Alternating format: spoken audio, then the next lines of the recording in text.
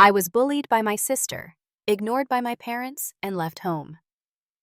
At 18. I'm Amber, 35 years old now, but my story begins when I was 18 and packed my bags to leave home forever. Years of torment from my sister Heather and the blind eye my parents turned to, it had finally broken me. I built a new life as a graphic designer, found genuine love and happiness. Then, after 17 years of silence, my phone buzzed with a message that made my blood run cold. They needed money for Heather's medical bills. If you're watching this, let me know where you're tuning in from and hit subscribe to join me on this journey of family pain and ultimately finding my own worth. I grew up in a quiet suburban neighborhood just outside Boston. Our house was a classic colonial with blue shutters on a street lined with similar homes where children played freely on summer evenings. My father James worked as an accountant at a respected firm downtown, and my mother Diana taught second grade at the local elementary school. From the outside, we looked like the perfect American family. My earliest memories are happy ones. I remember helping my mother bake cookies, the smell of cinnamon filling our kitchen while my father read the newspaper at the dining table. I was their only child for 4 years, and during that time I felt completely loved and secure in my world. Everything changed when my sister Heather was born. I was so excited to have a baby sister. I remember peering into her crib, amazed by her tiny fingers and the wispy blonde hair that already covered her head. "You're a big sister now, Amber," my mother said. "You'll need to help take care of Heather." I took that responsibility seriously, proudly telling everyone at preschool about my new baby sister. The shift in my parents' attention was gradual at first, so subtle that my 4-year-old mind couldn't quite grasp what was happening. It was natural for a new baby to need more care and attention. But as the years passed and Heather grew from a baby into a toddler and then a little girl, the imbalance in our family became increasingly apparent. By the time I was 7 and Heather was 3, I began noticing how my parents' faces would light up when Heather entered a room. My mother would scoop her up, covering her with kisses, while my greetings were more perfunctory. "Hi, Amber. How was school? Did you finish your homework?" There was care in these questions, but not the same warmth and delight they showed Heather. When I was 8, I won first place in the school art contest. My watercolor painting of our backyard garden was selected to be displayed in the main hallway.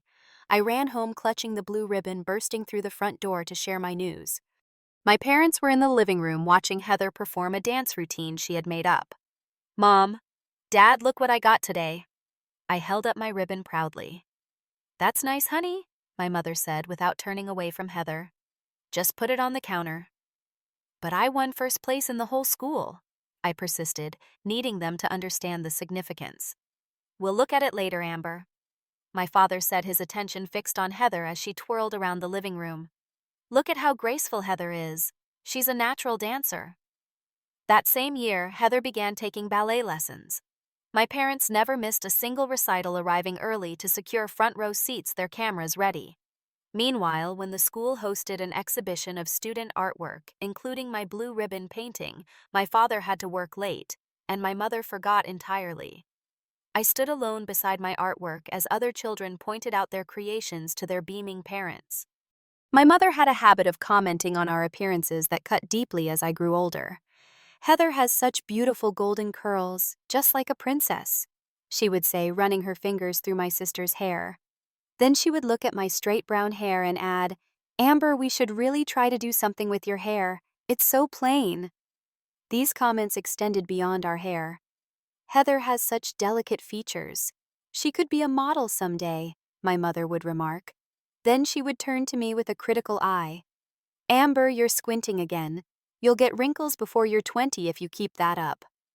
I tried everything to gain their approval. I brought home perfect report cards, kept my room spotless, and volunteered to help with chores without being asked. "Look at these grades, Mom," I would say, showing her my straight A report card.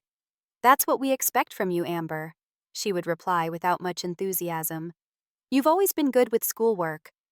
But when Heather brought home a B in spelling, it was cause for celebration. "You're trying so hard, sweetie," my mother would exclaim, hugging Heather tightly. "We're so proud of you." I threw myself into art, finding solace in creating worlds on paper where I could escape the confusion and hurt of my reality. In those quiet moments with just my sketchbook and pencils, I felt a sense of peace that eluded me in my own home. I didn't understand why my parents treated us so differently, but I knew how it made me feel invisible. By the time I entered middle school, the subtle favoritism had evolved into something more painful. Heather, now 9 years old, had learned that she could get away with treating me poorly. It started with small things, taking my belongings without asking, borrowing my art supplies, and returning them broken if at all. Heather took my new colored pencils and broke half of them, I told my mother one afternoon after finding my art case in disarray. "She's just curious about what you do, Amber," my mother replied dismissively. "You should be flattered that she wants to be like her big sister. Don't be so selfish with your things." The incident that still burns in my memory happened when I was 12. I had spent weeks working on an elaborate mixed media piece for the school art exhibition. It featured a dreamlike landscape with intricate details I had labored over during lunch breaks and late into the evenings. The morning it was due, I came downstairs to find it soaked with water, the colors bleeding together, the paper warping beyond repair. Heather stood nearby, a glass in her hand. "Oops," she said with a smirk. "I accidentally spilled my water." I burst into tears. Months of work destroyed hours before it needed to be at school. "She did it on purpose," I cried to my parents. "Look at her face. She's not even sorry." Instead of comforting me or holding Heather accountable, my father frowned at me. "Don't accuse your sister without proof, Amber. It was clearly an accident." "And maybe this is a lesson," my mother added, her voice stern. "You spend too much time on these art projects. It makes Heather feel left out. You're making her jealous with all this attention you get for your art." I stared at them in disbelief. Somehow I had become the villain for pursuing my passion while Heather's deliberate sabotage was excused. Middle school brought new dimensions to Heather's torment. While I struggled to find my place socially, Heather had an easy charisma that drew people to her. She used this social currency against me, spreading rumors among her friends who also attended my school despite being younger. "That's Amber, my weird sister," I overheard her telling her friends in the hallway. "She stays in her room drawing all day because she doesn't have any friends. Our parents feel sorry for her." One particularly painful memory was the day Heather convinced her friends to sit at my lunch table, only to have them all get up and move the moment I sat down, laughing loudly so everyone could see my humiliation. I ate alone in a bathroom stall that day and many days after. The one bright spot during this time was my friendship with Sarah, who lived next door. Unlike the other kids who believed Heather's characterization of me, Sarah saw through it. She had witnessed Heather's behavior firsthand during the times she came over to our house. "Your sister is mean to you, and your parents don't see it," Sarah said bluntly one day as we sat in her backyard treehouse. "That's not normal, Amber. My mom says some parents play favorites and it's not the kid's fault." Spending time at Sarah's house opened my eyes to what family life could be like. Her parents asked us both about our days and actually listened to the answers. They praised Sarah's accomplishments, but didn't compare her to her younger brother. When conflicts arose between the siblings, both sides were heard. It was a revelation. Another lifeline came in the form of my 7th grade art teacher, Ms. Jackson. She noticed my talent immediately and began giving me extra projects and feedback. "You have a unique perspective, Amber," she told me after class one day. "Your work shows remarkable emotional depth for someone your age." For the first time, I felt truly seen. Ms. Jackson became a mentor, letting me spend lunch periods in the art room where I could work in peace away from Heather's friends and their taunts. As I spent more time with Sarah's family and under Ms. Jackson's guidance, I began to understand that my home situation wasn't normal or healthy. This realization brought a mix of clarity and deeper pain. If my family dynamics weren't normal, why couldn't my parents see what they were doing? Why didn't they love me the way Sarah's parents loved her? The emotional impact of this ongoing dynamic took its toll. I developed anxiety that manifested in stomach aches before school and trouble sleeping at night. When I tried to talk to my mother about how I was feeling, her response was dismissive. "Everyone feels anxious sometimes, Amber. You're just being dramatic. Heather never complains about these things." And there it was again, the comparison that made me feel deficient, the suggestion that my feelings were somehow wrong, while Heather's experience was the standard to aspire to. I stopped bringing my problems to my parents, learning instead to process my emotions through my artwork and conversations with Sarah and Ms. Jackson. I was 13 years old and already building the emotional self-reliance I would need in the years to come. High school brought new challenges and a deepening divide in our family. I immersed myself in advanced art classes and maintained excellent grades, finding purpose in planning for a future where I could be independent. Heather, now in middle school, had refined her tactics, graduating from physical sabotage to more sophisticated psychological warfare. She had always been intrusive, barging into my room without knocking, rummaging through my belongings when I wasn't home. But the summer before my sophomore year, she crossed a line that I couldn't forgive. I had kept a diary since I was 10, a small blue book where I poured out my frustrations, hopes, and increasingly my observations about the dysfunctional dynamics in our family. I also wrote about my crush on a boy in my art class, including embarrassingly dramatic poetry about his eyes like the ocean, and how my heart raced when he asked to borrow my eraser. One evening, I came home from my part-time job at the local art supply store to find Heather in the living room with my parents, my diary open in her hands.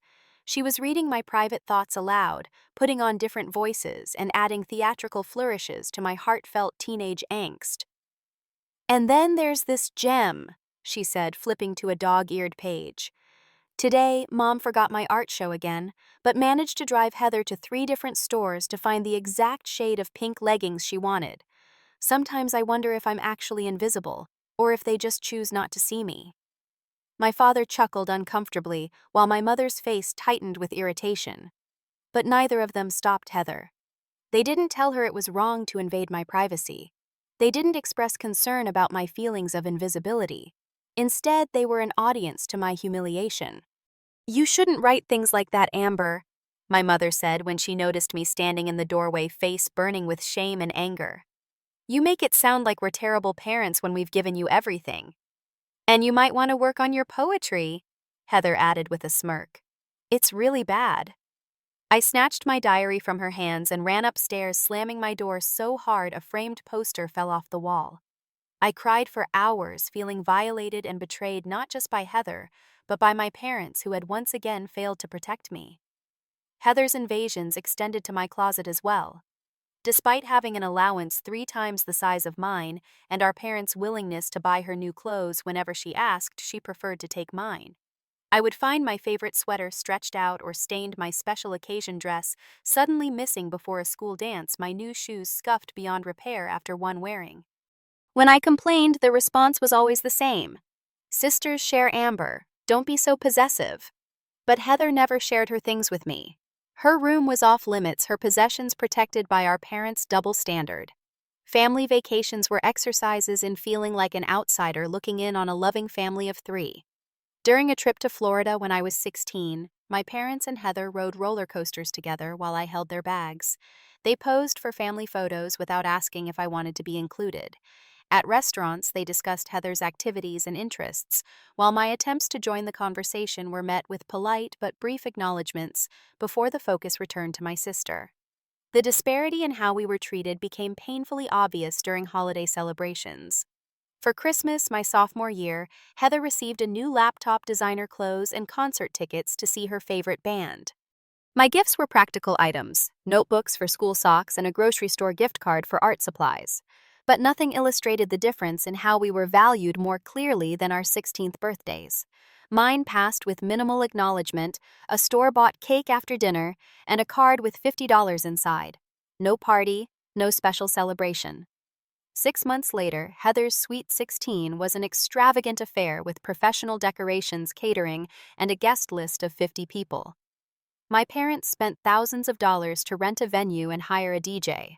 They gave her a used car with a big red bow in the driveway, something I had never even thought to ask for, knowing the answer would be no. I wasn't surprised when they forgot my 17th birthday, entirely too consumed with preparations for Heather's dance competition that same weekend. I celebrated quietly with Sarah, who brought cupcakes to school and gave me a set of professional quality brushes she had saved up to buy.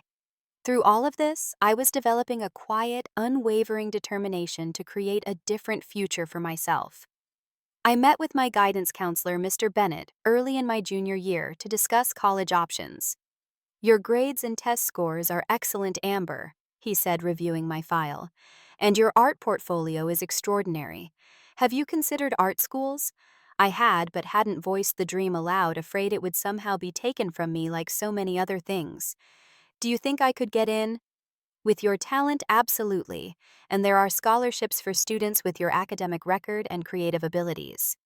He showed me brochures for art programs across the country, and for the first time I allowed myself to imagine a life beyond the suffocation of my family home. I began researching art schools in secret using computers at the library, rather than the family computer where Heather might discover my plans. I worked extra shifts at the art supply store, opening a bank account my parents didn't know about.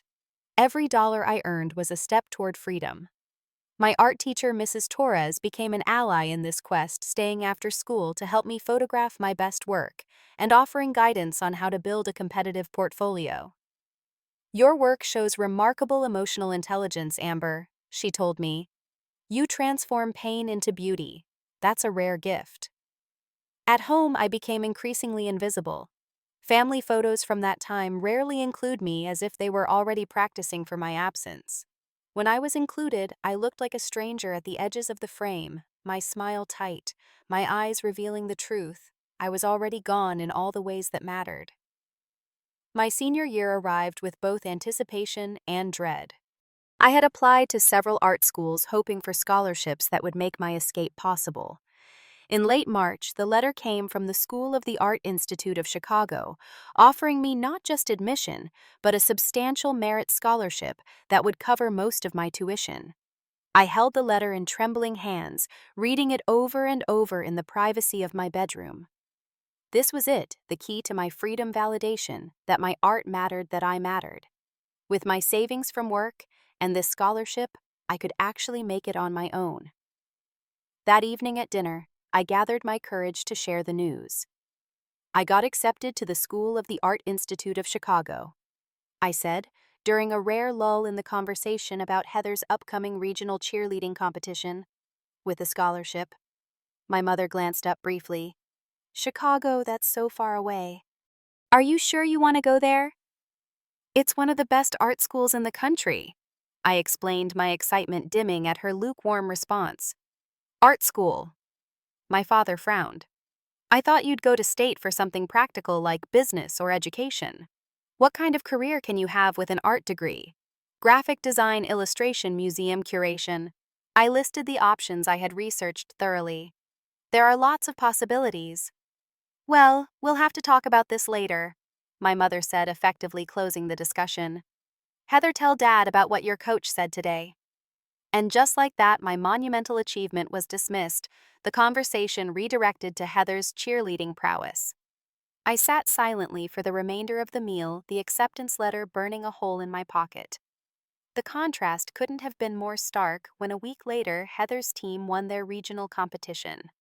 My parents bought champagne, just for the adults of course, but gave Heather a sip in celebration.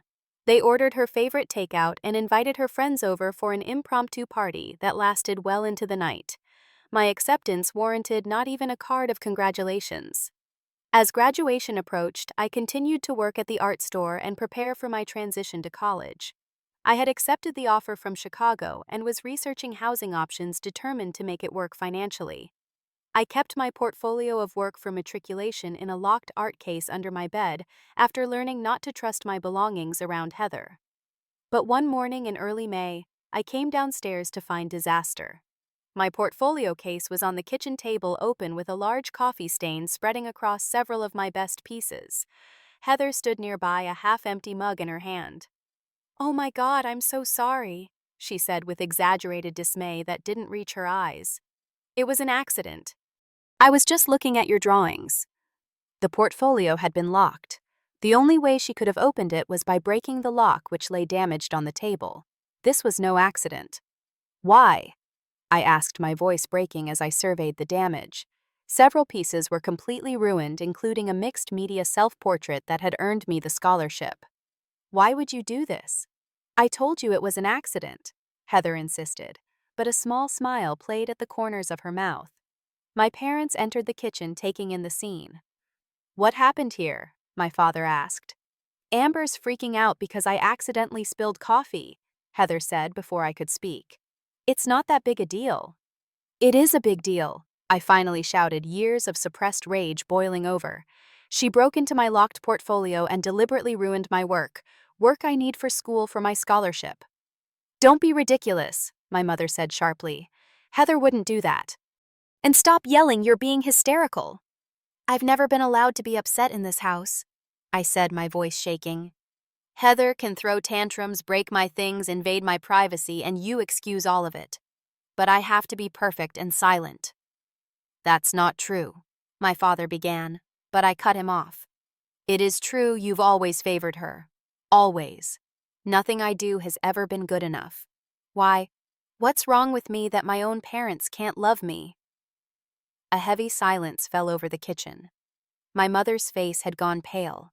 My father looked uncomfortable, and Heather's expression had shifted from smug satisfaction to uncertainty as the conversation veered into territory even she hadn't anticipated. It's not that we don't love you, Amber, my mother finally said, her voice quiet. It's just that you've always been difficult to love, so serious, so sensitive. Heather is just easier. The words hit me like a physical blow. Difficult to love. My worst fears confirmed in the most casual way, as if she were commenting on the weather, rather than delivering a verdict on my fundamental worthiness. Easier, I repeated numbly. So you chose the easier child. You're twisting her words, my father said. Your mother just means that you take everything so personally. If you were more like Heather. I will never be like Heather, I said with sudden clarity. And thank God for that. I gathered my damaged portfolio and walked out of the kitchen, deaf to whatever they said next. In my room, I sat on my bed and allowed the truth to wash over me. My parents didn't love me the way parents should love their child, unconditionally, protectively, with celebration of my uniqueness rather than resentment of it. That night, after everyone had gone to bed, I heard a soft knock on my door. Thinking it might be my father coming to apologize, I opened it to find Heather. I just wanted to say, she whispered with cold precision, that I've always known they loved me more. And there's nothing wrong with that. Some people are just more lovable than others. As she turned to go back to her room, I realized this was the most honest interaction we'd ever had. No pretense of an accident, no false apology, just the naked truth of her cruelty and the family dynamic that had enabled it. That night, as I lay awake in bed, I made my final decision. I would leave after graduation and never come back. I would rebuild my portfolio, maintain my scholarship, and create a life where I was valued and respected. I would find people who didn't find me difficult to love. The next morning, I began planning in earnest. I took on extra shifts at work, saving every penny. I reached out to the housing office at the Art Institute, explaining my situation in vague terms and asking about summer housing options. I began quietly sorting through my belongings, deciding what to take and what to leave behind. Mr. Bennett, my guidance counselor, noticed the change in me. "Everything okay, Amber?" he asked during one of our college preparation meetings. Something in his kind, concerned expression broke through my careful composure. I told him everything: the years of favoritism, Heather's escalating bullying, the ruined portfolio, and my mother's devastating words. He listened without interruption, then said, "I'm so sorry this has been your experience at home. No child deserves that. But I want you to know that I see an incredibly resilient, talented young woman who is going to thrive once she's in an environment that appreciates her." With his help and Mrs. Torres's support, I was able to recreate enough of my portfolio to satisfy the scholarship requirements. Sarah and her parents also became critical allies, offering practical advice and emotional support.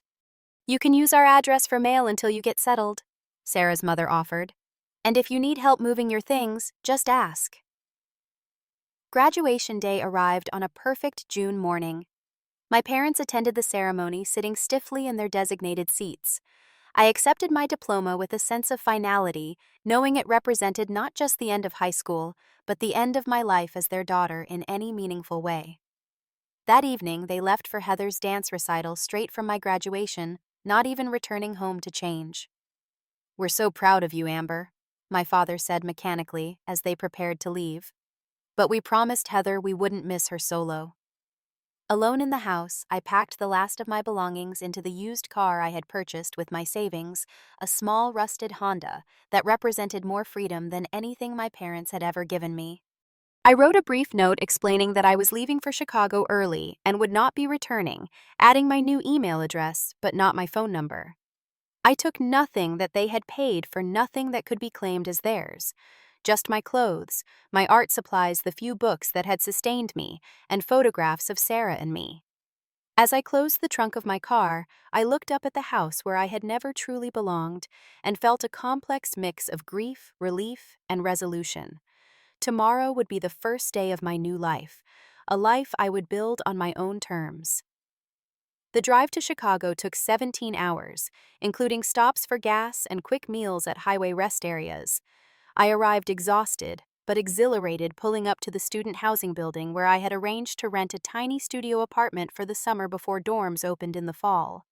The apartment was barely larger than my bedroom at home, a single room with a kitchenette along one wall, a bathroom so small I could touch all four walls simultaneously, and a view of an alley rather than a street.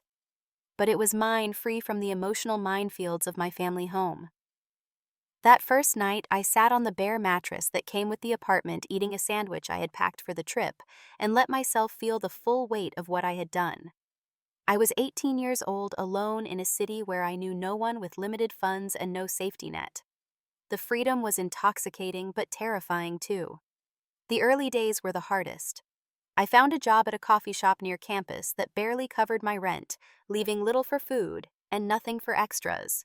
I lived on ramen noodles, day-old pastries my manager let employees take home, and the occasional splurge of fresh vegetables when my budget allowed. I walked everywhere to save on transportation costs, exploring my new city on foot, sketchbook in hand. But for all the material hardships, the emotional relief was immediate. No one in Chicago knew me as Heather's weird sister. No one compared me unfavorably to someone else or found me difficult to love. I could simply be Amber, art student, and barista finding my way. Orientation week at the Art Institute brought a rush of new faces and potential friends. Unlike in high school, where I had kept to myself to avoid Heather's sabotage of my social life here, I made an effort to connect. I met Zoe, a fiber arts major with bright blue hair, in my first drawing class. She invited me to lunch with her friends, and I found myself sitting with a group of creative, passionate students who were interested in my work and my thoughts. "Your use of negative space is incredible," said Marcus, a photography student looking through my sketchbook. "It's like you're drawing the absence as much as the presence." His observation struck me deeply. I had never articulated it to myself, but he was right. My art had always been about the spaces between the things missing, the voids that shaped what remained. It was a visual language for my experience of family life. As the fall semester began in earnest, I threw myself into my studies. The curriculum was challenging, pushing me beyond the techniques I had taught myself in my bedroom sanctuary. I worked harder than I ever had, staying late in the studios, experimenting with new media, absorbing criticism and praise with equal seriousness. The first major holiday away from home was Thanksgiving. The dorms remained open, but most students left to be with their families. I had received one brief email from my father asking where I was staying and if I needed money. I responded with assurances that I was fine, but didn't share any details about my life. As the dorm emptied out, a familiar loneliness crept in. But then Zoe texted me, "Staying in the city for Thanksgiving." "Me too. My apartment Thursday at 4. Bringing people. Nothing fancy, just food and gratitude." I arrived at her small apartment to find 6 other students who, for various reasons, weren't going home for the holiday. We ate store-bought rotisserie chicken, instant mashed potatoes, and a surprisingly good homemade cranberry sauce. We went around the table, sharing what we were thankful for. When my turn came, I said simply, "I'm thankful to be exactly where I am, with exactly who I'm with." And I meant it with a depth that brought tears to my eyes. That first year was a constant balancing act between school and survival. I took on a second job at a bookstore on weekends, slept too little, and worried constantly about money. But I also created work I was proud of, made friends who valued me, and began to recognize myself as someone worthy of love and respect. My art began to evolve, moving from the controlled, detailed style I had developed in high school to something more expressive and raw. My professors noticed the change. "You're finding your voice," my painting instructor told me. "There's an authenticity in these new pieces that's quite powerful." At the end of my freshman year, I was offered an internship at a small design studio in the city. The position was unpaid, but it would give me professional experience and connections. I arranged my schedule to keep my paying jobs while working at the studio 2 days a week. The internship proved to be a turning point. My supervisor Julia recognized my talent for combining artistic vision with practical application, a perfect fit for graphic design. "You have an instinct for visual communication," she told me. "You know how to make people feel something with just shapes and colors." During this time, I received one phone call from my parents. 6 months after I left, my mother called from a number I didn't recognize. "We just want to know you're alive," she said, her voice tight. "Your father and I have been worried." "I'm fine," I said. "I'm doing well in school. I have a place to live and jobs." "When are you coming home?" she asked. "I'm not," I replied. "This is my home now." The silence that followed was heavy with unspoken words. Finally, she said, "Well, let us know if you need anything," and hung up. A year after I left, Heather sent me a Facebook message. "Everyone's acting like you're dead or something. So dramatic running away like that. Mom and Dad aren't even that bad." I didn't respond. There was nothing to say to someone who had never experienced the family as I had, who had been shaped by constant affirmation rather than constant dismissal. I graduated from the Art Institute with honors 4 years later. Sarah and her parents flew to Chicago for the ceremony, cheering loudly when my name was called. My own parents did not attend, having received but not acknowledged the invitation I sent out of a sense of obligation rather than hope. With my degree and portfolio, I secured a position at a mid-sized design agency in Chicago. The salary wasn't large, but it was enough to move out of student housing into a small but decent apartment in a safe neighborhood. For the first time, I bought new furniture instead of secondhand pieces, decorated my walls with art by friends and classmates, created a home that reflected who I had become. Over the next decade, I built a career in graphic design, moving from that first job to increasingly senior positions at larger agencies. I developed a reputation for work that was both aesthetically striking and emotionally resonant. I made friends who became chosen family people who saw and appreciated me fully. And I met Jason, a web developer with kind eyes and a quick laugh at a mutual friend's gallery opening. Our relationship developed slowly, built on shared interests and mutual respect. When he asked me to marry him 3 years later, I said yes without hesitation, knowing I had found someone who loved me, not despite who I was, but because of it. Through all of this, I maintained minimal contact with my family, a card at Christmas, occasional brief emails responding to their infrequent inquiries. It was neither a complete cutting off nor a true relationship, but a distant acknowledgement of our biological connection without the pretense of emotional closeness.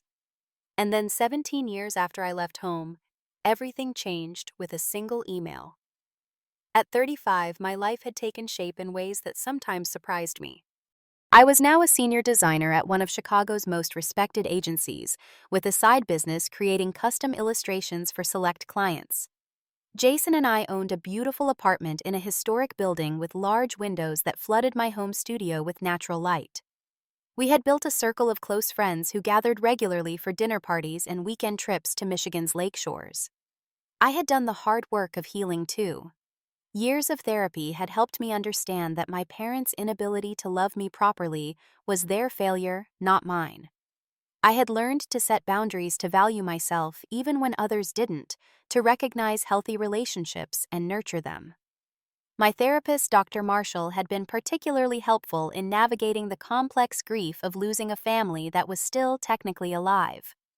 "You're mourning the family you deserved but never had," she explained during one particularly difficult session. "That's a unique kind of loss, and it's okay to feel it deeply." With her guidance, I had reached a place of relative peace about my past. I didn't forgive my parents or sister in the traditional sense. I still believed their actions were wrong and harmful, but I had released the active anger that once consumed me. I had built a good life despite them, and that was its own form of triumph. Then came the email that shattered my carefully constructed equilibrium. It arrived on a Tuesday morning as I was preparing for a client presentation. The subject line read simply, "Important family matter." The sender was my father. My hand trembled slightly as I opened it, 17 years of distance, suddenly collapsing in an instant. Amber. It began without greeting or pleasantries. Your sister Heather has been diagnosed with stage 3 lymphoma. The prognosis is uncertain and the treatment will be expensive. Your mother and I are retired now with limited savings, and Heather has no health insurance through her work. We need financial assistance for her medical bills. As her sister, we expect you to help. Let me know how much you can contribute. There was no inquiry about my life, no acknowledgement of the years of silence, no recognition of the irony in asking for help from the daughter they had effectively discarded. Just an expectation that I would open my wallet because of a genetic connection that they themselves had never honored in any meaningful way. I closed my laptop without responding and tried to focus on my presentation, but my mind was in turmoil. That evening, I showed the email to Jason. "Wow," he said after reading it twice. "That's incredibly presumptuous. Are you okay?" "I don't know," I admitted. Part of me wants to delete it and pretend I never saw it. Part of me feels guilty for even considering that. And part of me is just angry that after all this time, the only reason they've reached out is because they want something from me. "Those are all valid reactions," Jason said, pulling me close. "You don't have to decide anything tonight. Take some time to process." The next day, I discussed the situation with Dr. Marshall during our regular session. "This is bringing up a lot of old pain," I told her. "I thought I had moved past it, but it feels fresh again." "Family wounds have deep roots," she replied. "It's natural for this kind of communication to reactivate those feelings. The question is, what response would align with your values now as the person you've become?" It was a profound question that I pondered for days. I had built a life based on compassion, integrity, and authenticity values that had been lacking in my family of origin. How would those values guide me now? I decided to do some research before responding. Through social media and mutual connections from my hometown, I was able to confirm that Heather had indeed been diagnosed with lymphoma. I also learned that my parents had remortgaged their house years earlier to finance a dance studio for Heather, a business that had failed within 2 years. Their financial troubles predated her illness, though her medical needs had certainly exacerbated them. Most surprisingly, I discovered that Heather had married and divorced twice and had a 7-year-old daughter named Lily that neither my father's email nor any previous communication had mentioned. I had a niece I had never known existed. After a week of reflection and discussion with Jason and Dr. Marshall, I crafted my response. I would help, but on my terms. I contacted the hospital where Heather was being treated and arranged to pay a portion of her medical bills directly, ensuring the money would go to her care rather than to my parents' financial mismanagement. I set a clear limit on what I could contribute based on what I could afford without resentment. Then I wrote to my father. "I've arranged to cover some of Heather's treatment costs directly with the hospital. This is what I can offer at this time. I hope her health improves. Amber." His response was immediate and telling. "We expected more considering your successful career. Your mother is very disappointed." It was so characteristic of their dynamic that I almost laughed. Even now they found me wanting even as I offered help they had no right to expect. But then came another email, this one from an address I didn't recognize. "This is Heather. Dad told me you're paying part of my hospital bill. I didn't ask them to contact you. We should talk." After 17 years of silence, this brief message from my sister was perhaps the most surprising development of all. After consulting with Dr. Marshall, I decided to arrange a video call with Heather. "Maintain your boundaries," my therapist advised, "but be open to whatever this conversation might bring." The Heather who appeared on my screen was both familiar and a stranger. Her once golden hair was thin and dull from treatment, her face gaunt but still recognizably beautiful.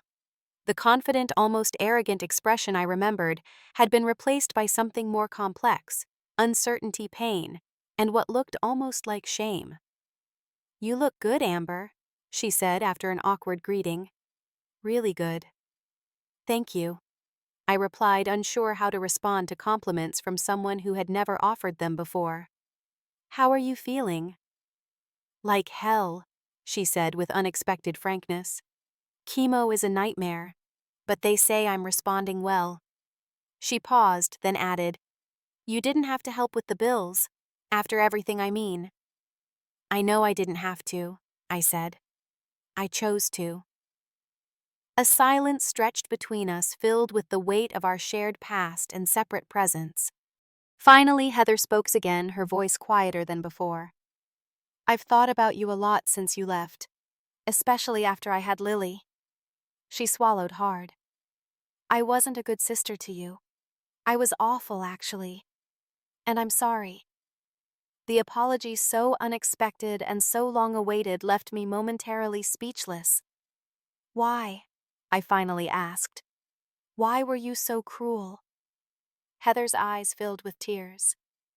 Because they loved me more and I knew it, and it made me feel powerful. Because I was jealous of your talent and your strength.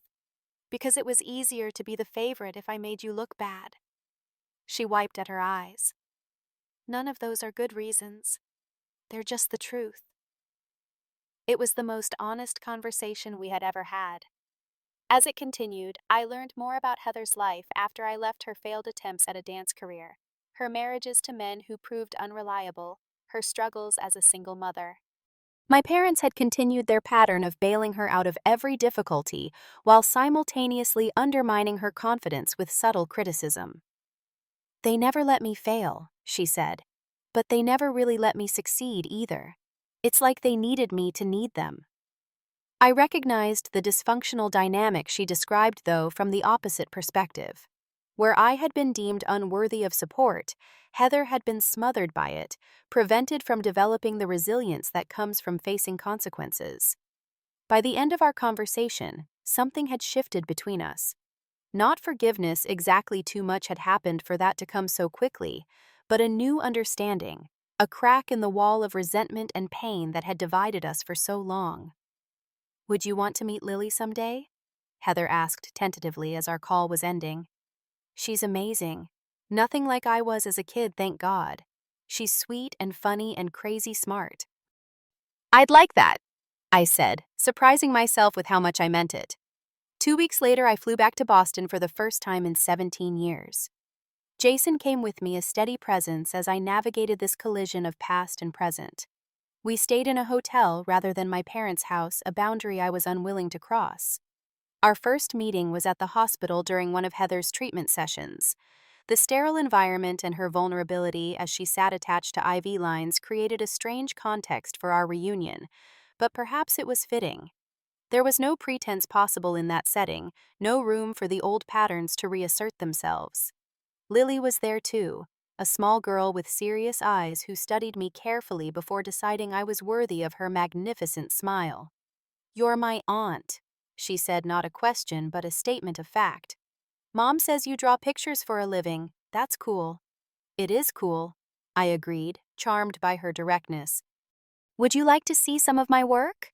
I showed her my portfolio on my tablet, and she asked thoughtful questions about each piece. Her curiosity and enthusiasm were genuine, unshadowed by the competitive edge that had defined my relationship with her mother. The next day, I met with my parents at a neutral cafe location. They looked older than I had expected, my father's once dark hair now completely gray, my mother's face lined in ways I didn't remember. They greeted me stiffly, their eyes taking in my appearance, my professional clothes, the wedding ring on my finger. You look well, my mother said, her tone suggesting surprise. I am well, I replied simply. The conversation that followed was awkward and surface level. They asked vague questions about my job in art, as my father called it, showing little understanding of my career, despite the information that had been available to them, had they ever looked. They spoke at length about Heather's illness and their financial concerns, returning always to the undercurrent of expectation that I should do more to help. We're not asking for ourselves, my mother said. It's for your sister. I understand, I said, and I'm helping Heather directly in the way that works for me. They exchanged a look I recognized from childhood, the silent communication that usually preceded some criticism of my attitude or choices. But I was no longer the desperate approval-seeking child I had been. I was a grown woman who had built a life of integrity and purpose without their guidance or support. "I need to be clear about something," I said, my voice steady. "I'm here for Heather and for Lily. I'm willing to have a relationship with you too, but it would need to be very different from what it was before. I won't be treated as less valuable or less worthy of respect than Heather. I won't accept blame for the dynamic you created." My father's face reddened. "We did the best we could with you. You were always so difficult, so different." "I was a child," I interrupted gently but firmly. "It wasn't my job to be easy. It was your job to love me as I was."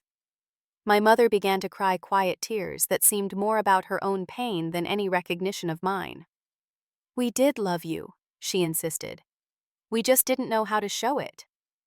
I didn't argue the point. There was no way to resolve 17 years of separation and a lifetime of emotional neglect in one cafe conversation. "I hope we can find a better way forward," I said instead. "For Lily's sake, if nothing else." When I returned to Chicago a few days later, I carried with me a complex mix of emotions. The visit had not brought the catharsis of a movie-style reconciliation with tears and embraces, and promises to do better.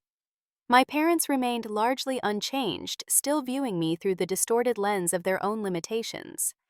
But something had shifted with Heather, a fragile beginning of a different kind of relationship, based on adult understanding rather than childhood roles. Over the following months, I maintained regular video calls with Heather and Lily.